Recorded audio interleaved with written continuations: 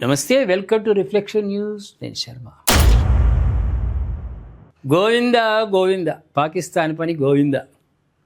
అక్కడ ఆర్మీ వాళ్ళ చెప్పు చేతల్లో ప్రభుత్వాలు నడుస్తూ ఉంటాయి. ప్రేక్షకులరా, ఇది అక్కడ సహజం.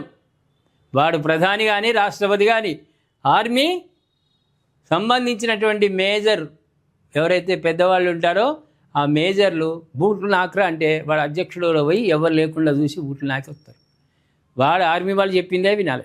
నువ్వు కూర్చోరా అక్కడ కుర్చీలా అనగానే అధ్యక్షుడు కూర్చోవాలి. అరే లవ్వురా లేస్తాడు. ఈ ఆర్మీ సంబంధించిన వీడు ప్రేక్షకుల ఆర్మీకి సంబంధించిన అధ్యక్షుడు అంటే ట్రంప్ గారికి మహా ఇష్టం. అందుకే ఒక సందర్భంలో మన షరీఫ్ గారిని పక్కన పెట్టి అధ్యక్షుడిని మెచ్చుకున్నాడు ట్రంప్. ఇప్పుడు అక్కడ ఏమైంది? పాక్ ఆర్మీ చేతిలోకి వెళ్ళిపోతున్నది. సహజమైనటువంటి పరిస్థితే అయినా ఈసారి భిన్నంగా ప్రభుత్వానికి ఒక ప్రధాని ఎవరు ఉండడు, ప్రధాని ఉండడు, మంత్రులు ఉండరు, ఎవరు ఉండరు. అధ్యక్షుడు అక్కడ ఆర్మీ అధ్యక్షుడు. ఆర్మీ వాళ్ళు ఎట్లా చెప్తే వాళ్ళు అట్లా పరిపాలన చేయాలి. ఆర్మీ వాళ్ళ ఆదేశాలను ప్రభుత్వం శిరస వహించాలి. ఈ రాజ్యాంగం ఉండదు, మన ఉండదు, మశానం ఉండదు.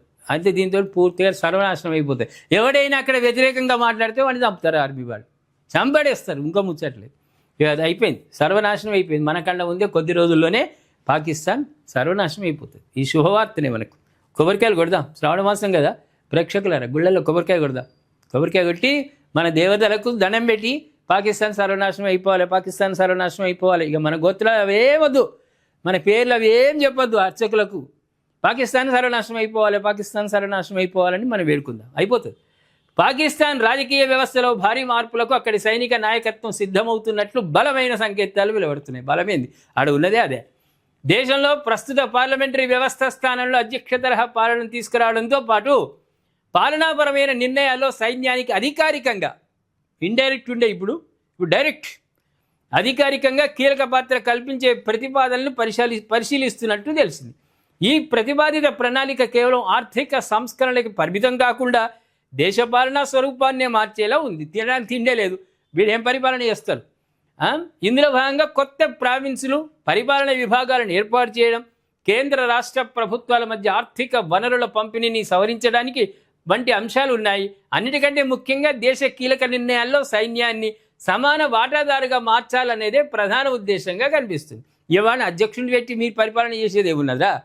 చక్కగా మీరే కుర్చీలో కూర్చుంటే అయిపోయారు. అధ్యక్ష పీఠంలో మీరే కుర్చీలో కూర్చొని వేరే లవ్లీలు పెట్టుకొని 2 ఇంచు మందం మేకప్ చేసుకొని కూర్చోండి. ఇక మళ్ళీ అధ్యక్షుడు అది ఇక బయట దేశాలకు ప్రజాస్వామ్యం అని చెప్పుకుంది. అందుకే ఇవన్నీ దొంగ మాటలు, దొంగ లక్షణాలు. అధ్యక్ష తరహా పాలన కోసం తుర్కీయే, ఈజిప్ట్ దేశాల నమూనాలను స్ఫూర్తిగా తీసుకుంటున్నట్లు సమాచారం. దొంగదారిన వెళ్ళేటోనికి వీనికి స్ఫూర్తి అంది, మన్నేంది, మశానమైంది. వ్యవస్థ ద్వారా నిర్ణయాలు వేగంగా తీసుకోవచ్చని, విధానపరమైన స్థిరత్వం సాధ్యమవుతుందని మీ బొంద సాధ్యమవుతుంది. మరోవైపు special investment facilitation council SIFC కూడా పెట్టుబడులు, ఖనిజాలు, రక్షణ పరిశ్రమ, విదేశీ ప్రత్యక్ష పెట్టుబడులను ఆకర్షించే లక్ష్యంతో 10 ఏళ్ల ఆర్థిక ప్రణాళికను రూపొందిస్తుందని తెలిసింది. బొంద రూపొందిస్తారు. ఎవడొస్తారా? ఎవడరాడు మీ దగ్గరికి. చివరికి గుండుసు తయారు చేసే కంపెనీ కూడా పాకిస్తాన్కు పోదు. వాళ్ళ సంగతి తెలుసు. ఆర్మీ చేతులు ఉంటుంది, అక్కడనే ఉగ్రవాదులు ఉంటారు. వాళ్ళకి ఎప్పటికీ మామూళ్ళు ఇస్తుండాలి, వాళ్ళని పెంచి పోషిస్తుండాలి. వాళ్ళతో కాదు ఇక వాడు మొత్తం కంపెనీని అమ్ముకున్నా వాళ్ళ మామూలు కట్టలేడు వాడు. ఆ స్థితికి ఆ పాకిస్తాన్ దిగజారిపోయింది.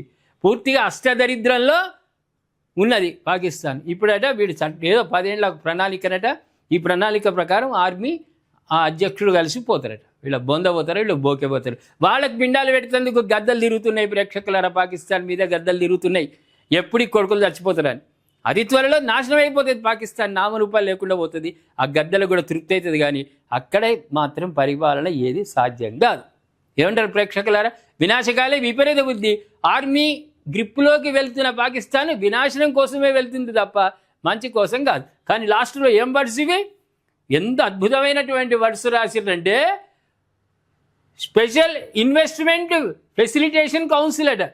ఈ 10 ఏళ్లలో అనేకమైన పరిశ్రమలు, ఆర్థిక రంగాల్లో ఒకేసారి సమూల మార్పు, వ్యూహ రచనలు, ఈ బొంద రచనలు చేసుకుంటూ ఖనిజాలట, రక్షణ పరిశ్రమలట, విదేశీ ప్రత్యక్ష పెట్టుబడులట ఇక్కడికి వస్తాయట పాకిస్తాన్. ఎవరు రాడు? బ్రష్లు తయారు చేసేవాడు కూడా రాడు అక్కడికి. బ్రష్లు తయారు చేసే కంపెనీ కూడా ఒకవేళ ఉన్నా వెళ్ళిపోతారు వాళ్ళు. పాకిస్తాన్లో ఉండడు, బయటోడు ఉండడానికి వీల్లేదు, అక్కడ ఉన్నోడు వాడు ఏం లేదు, ఇక త్రిశంకు స్వర్గంలాగా బయటకు పోడు, దేశంలో ఉండడు, అగమ్య గోచరంగా ఆగం అవుతున్నారు ప్రజలు. ఇప్పుడు ఆర్మీ చేతిలోకి పోయినాక గోవిందో గోవింద. ఏమంటారు ప్రేక్షకులారా? పాకిస్తాన్ పని గోవింద అనుండి ప్లీజ్, పాకిస్తాన్ పని గోవింద అంతే. ఇక నామరూపాలు లేకుండా భస్మీపటనం అయిపోతుంది. దయచేసి కామెంట్ రూపంలో శాపాలు పెట్టుకుంటూ పాకిస్తాన్ నాశనం అయిపోవాలని కోరుకుంటూ కామెంట్ రూపంలో తెలియజేయండి. సబ్స్క్రైబ్ చేసుకోండి, షేర్ చేయండి.